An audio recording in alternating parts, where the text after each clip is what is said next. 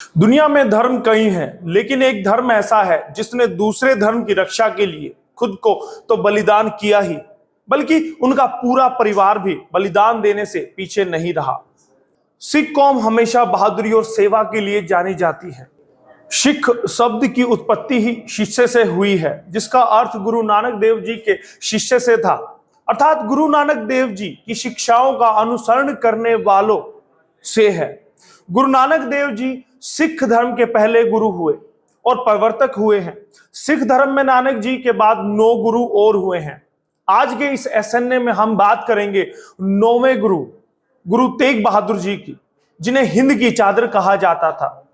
वो 9वें गुरु थे, लेकिन लोग उन्हें सिखों के 9वें गुरु कहते हैं, लेकिन वो पूरे हिंदुओं के, पूरे देश के, वो भारत के गुरु हैं। गुरु तेग बहादुर जी को हिंद की चादर कहा जाता है और पूरी दुनिया में उन्हें हिंद की चादर के नाम से ही पुकारा जाता है। कहा क्यों जाता है वो भी आपको हम बताएंगे, तो इसके लिए आपको बने रहना होगा एसएनए में। नमस्कार, स्वागत है। एसएनए हरियाणा आज का एक ऐसा शो है जिसमें खबरों को विश्लेषण करके आपको दिया जाता है, समझाया जाता है या बताया जाता है। वो इतिहास की खबरें होती हैं, वो राजनीति की खबरें होती है, वो समाज की खबरें होती हैं, वो देश विदेश की खबरें होती हैं, और खबरें होती वो हैं जो सीधा आपसे सरोकार रखती है।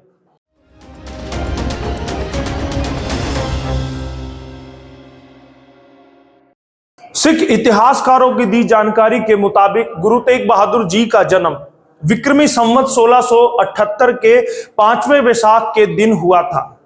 आधुनिक ग्रेगोरियन कैलेंडर के हिसाब से ये दिन था शुक्रवार और तारीख थी 1 अप्रैल 1621। गुरु तेग बहादुर जी के पिता का नाम श्री गुरु हरगोविंद सिंह था, जो कि सिखों के 6ठे गुरु थे। गुरु तेग बहादुर जी का जन्म अमृतसर के गुरु महल में हुआ। गुरु तेग बहादुर श्री हरगोविंद साहिब के सबसे छोटे बेटे थे। गुरु तेग बहादुर जी ने अपनी आरंभिक शिक्षा भाई गुरदास जी से ग्रहण की थी। शस्त्र विद्या भाई जेठा जी से सीखी। उनकी शादी मार्च 1632 में बीबी गुजरी से हुई, जो कि जालंधर के नजदीक करतारपुर के भाई लालचंद और माता बिशन कौर की बेटी थी। त्यागमल से बने तेग बहादुर। गुरु तेग बहादुर जी का नाम पहले त्यागमल रखा गया था, लेकिन एक युद्ध में उन्होंने कृपाण से बहादुरी का परिचय दिया, जिसके बाद उनका नाम पड़ा तेग बहादुर। बता दें कि गुरु हरगोविंद साहिब मुगलों के खिलाफ करतारपुर की लड़ाई के बाद जब कीरतपुर जा रहे थे, तब फगवाड़ा के पास पलाही गांव में मुगल फौज की एक टुकड़ी ने अचानक हमला कर दिया। मुगलों से इस युद्ध में पिता गुरु हरगोविंद साहिब के साथ त्यागमल ने भी कृपाण के साथ बहादुरी और शौर्य का परिचय दिया, जिसके बाद वे त्यागमल से गुरु तेग बहादुर कहलाए। गुरु हरकृष्ण साहिब जी के निधन के बाद मिली गद्दी। शिरोमणि गुरुद्वारा प्रबंधक कमेटी की पुस्तक सिख इतिहास की अगर माने तो सिखों के 8वें गुरु गुरु हरकृष्ण साहिब जी का देहांत हो गया था। उसके बाद मार्च 1665 को गुरु तेग बहादुर साहिब अमृतसर के नजदीक कस्बा बकाला में गुरु की गद्दी पर बैठे और सिखों के 9वें गुरु बने। धर्म और लोगों की रक्षा के लिए कुर्बान कर दी जान। मुगल शहंशाह औरंगजेब ने एक आदेश जारी किया था कि या तो इस्लाम धर्म कबूल करो या फिर मौत को गले लगाओ। जब इस तरह की जबरदस्ती शुरू हुई तो अन्य धर्म के लोगों का जीना मुहाल हो गया था। इस जुल्म के शिकार कश्मीरी पंडित गुरु तेग बहादुर जी के पास आए और उन्होंने बताया कि किस तरह से उन पर इस्लाम धर्म स्वीकारने का दबाव बनाया जा रहा है, तरह तरह की यातनाएं दी जा रही है। कश्मीरी पंडितों ने गुरु तेग बहादुर से धर्म, जान और इज्जत की बचाने की गुहार लगाई। जिस समय लोग अपनी समस्या को सुना रहे थे, ठीक उसी समय गुरु तेग बहादुर जी के 9 वर्षीय सुपुत्र बाला प्रीतम यानी कि गुरु गोविंद सिंह जी वहां आए और पिताजी से पूछा, पिताजी यह लोग इतने उदास क्यों हैं? आप इतनी गंभीरता से क्या सोच रहे हैं? गुरु तेग बहादुर जी ने कश्मीरी पंडितों की सारी समस्याएं बताई। उनके बेटे ने कहा, इसका निदान कैसे होगा? गुरु साहिब ने कहा, इसके लिए किसी को बलिदान देना होगा। गुरु गोविंद सिंह जी ने कहा कि आपसे महान पुरुष मेरी नजर में कोई नहीं, भले ही बलिदान देना पड़े, लेकिन आप इनके धर्म को बचा लीजिए। गुरु गोविंद सिंह जी की ये बातें सुनकर वहां मौजूद लोगों ने पूछा, अगर आपके पिताजी बलिदान दे देंगे तो आप यतीम हो जाएंगे और आपकी मां विधवा हो जाएगी। बालक ने कहा कि अगर मेरे अकेले के यतीम होने से लाखों लोग यतीम होने से बच सकते हैं और अकेले मेरी मां के विधवा होने से लाखों मां विधवा होने से बच सकती है, तो मुझे यह स्वीकार है। फिर गुरु तेग बहादुर जी ने उन पंडितों से कहा कि जाकर औरंगजेब से कह दो, अगर गुरु तेग बहादुर ने इस्लाम धारण कर लिया तो हम भी कर लेंगे, और अगर तुम उनसे इस्लाम धारण नहीं करा पाए तो हम भी इस्लाम धारण नहीं करेंगे। तुम हम पर जबरदस्ती नहीं कर पाओगे। औरंगजेब ने इस बात को स्वीकार कर लिया। गुरु तेग बहादुर दिल्ली में औरंगजेब के दरबार में स्वयं चलकर गए। वहां औरंगजेब ने उन्हें तरह तरह के लालच दिए, लेकिन बात नहीं बनी तो उन पर बहुत सारे जुल्म किए, उन्हें कैद कर लिया गया। इसके अलावा उनके 2 शिष्यों को मारकर गुरु जी को डराने की कोशिश की गई, पर गुरु तेग बहादुर जी टस से मस ना हुए। गुरु तेग बहादुर जी को हिंद की चादर कहा जाता है। सिख इतिहास के अनुसार दिल्ली में लाल किले के सामने जहां आज गुरुद्वारा शीशगंज साहिब स्थित है, वहां श्री गुरु तेग बहादुर जी साहिब ने अपना बलिदान दिया था। वहीं पर उनके शीश को शरीर से अलग किया गया था। शिरोमणि गुरुद्वारा प्रबंधक कमेटी की उसी किताब सिख इतिहास के अनुसार गुरु तेग बहादुर जी के सामने 3 शर्तें रखी गई थी, कलमा पढ़कर मुसलमान बनने की, चमत्कार दिखाने की, या फिर मौत को स्वीकार कर लेने की। तब गुरु जी ने शांति से उत्तर दिया था, हम ना ही अपना धर्म छोड़ेंगे और ना ही चमत्कार दिखाएंगे। आपने जो करना है कर लो, हम तैयार हैं।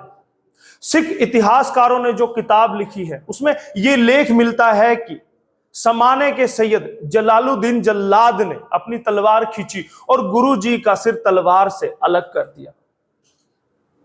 गुरु तेग बहादुर जी का अंतिम दिन, गुरु तेग बहादुर जी को जिस दिन शीश दान करना था उस दिन गुरु तेग बहादुर जी जल्दी सोकर उठे। उन्होंने कोतवाली के पास एक कुएं पर स्नान किया, प्रार्थना की। गुरु जी को जब सजा देने वाली जगह पर ले जाया गया तो काजी अब्दुल वहाब बोरा ने उन्हें फतवा पढ़कर सुनाया।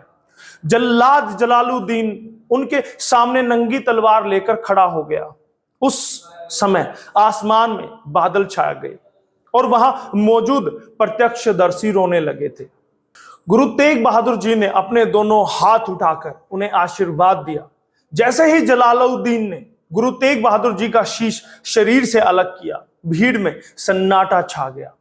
जिस स्थान पर गुरु तेग बहादुर जी की शहादत हुई थी उसी स्थान पर श्री आनंदपुर साहिब में आज शीशगंज गुरुद्वारा मौजूद है।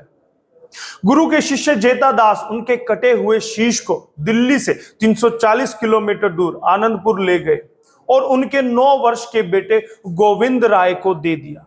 आनंदपुर साहब में शीशगंज गुरुद्वारा उस स्थान पर बनवाया गया जहां गुरु तेग बहादुर के कटे हुए शीश को सम्मान पूर्वक दफनाया गया था। गुरु जी के बलिदान से शुरू हुआ था मुगल काल का पतन। गुरु तेग बहादुर जी का दिया हुआ बलिदान व्यर्थ नहीं हुआ, बल्कि बहुत से पंडितों ने सिख धर्म अपना लिया था। कश्मीरी ब्राह्मणों का नेतृत्व करने वाले कृपा राम ने भी सिख धर्म अपना लिया था। सिख इतिहासकार गुरमुख सिंह अपनी किताब Guru Tegh Bahadur the true story में लिखते हैं कि गुरु तेग बहादुर जी के उस बलिदान का जबरदस्त असर हुआ जिसने भारतीय उपमहाद्वीप के इतिहास को ही बदलकर रख दिया था। यह मानव इतिहास में मानवाधिकारों के लिए दी गई शहादत का सबसे बड़ा उदाहरण बन गया था और वहीं से भारत में शक्तिशाली मुगल साम्राज्य के पतन की शुरुआत हो चुकी थी। गुरु जी ने दी धर्म की सच्ची शिक्षा। गुरु जी ने धर्म के सत्य ज्ञान के प्रचार प्रसार एवं लोक कल्याणकारी कार्य के लिए कई स्थानों का भ्रमण किया था। आनंदपुर से किरतपुर, रोपड़, सैफाबाद के बाद लोगों को संयम तथा सहज मार्ग का पाठ पढ़ाते हुए वो खियाला खदल पहुंचे। यहां से गुरुजी धर्म के सत्य मार्ग पर चलने का उपदेश देते हुए दमदमा साहब से होते हुए कुरुक्षेत्र पहुंचे। कुरुक्षेत्र से यमुना किनारे होते हुए कड़ामानपुरा पहुंचे और यहां साधु भाई मलूक दास का उद्धार किया।